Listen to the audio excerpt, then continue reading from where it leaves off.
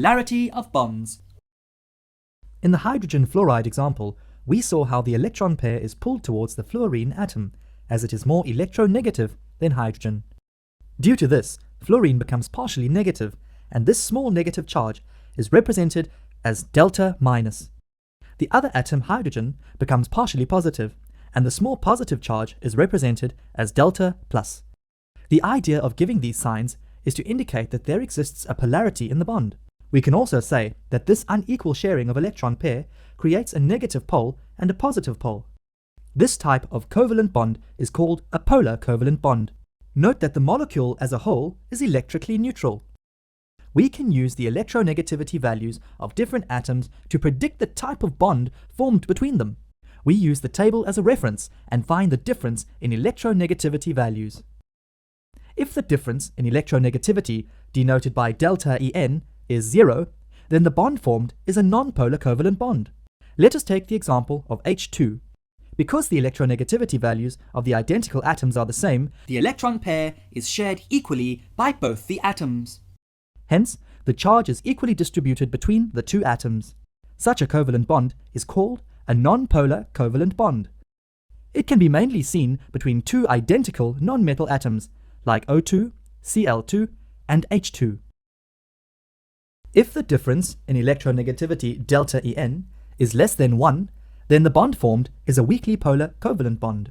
Let us take the example of HCl.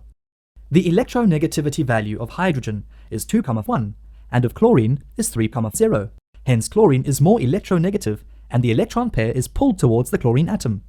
This creates a slightly negative charge on chlorine and it is represented as Cl delta minus, whereas a slightly positive charge is created on hydrogen, which is represented as H delta plus. The bond is said to be a weakly polar covalent bond. If the difference in electronegativity, delta En, is greater than 1 but less than 2,1, the bond formed is a polar covalent bond. The HF example we took earlier has an electronegativity difference of 1,9 between fluorine, 4,0, and hydrogen, 2,1 atoms. Hence, the electron pair is pulled more strongly towards the fluorine atom, and such a bond is called a polar covalent bond. When the difference in electronegativity, delta En, exceeds 2,1, the pull from the more electronegative atom is so high that instead of sharing of electrons, electron transfer takes place, resulting in an ionic bond. This can be seen in the case of NaF, where delta En value is 3,1. We generally see such bonds when group 1 and group 2 metals combine with nonmetals. We can summarize the types of bonds in the table as shown. As the delta En value changes, the type of bond form changes from nonpolar to weakly polar covalent, to polar covalent, and finally to ionic.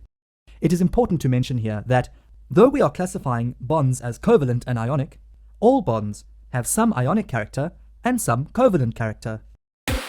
Starting to feel it? Now go master it with Maski.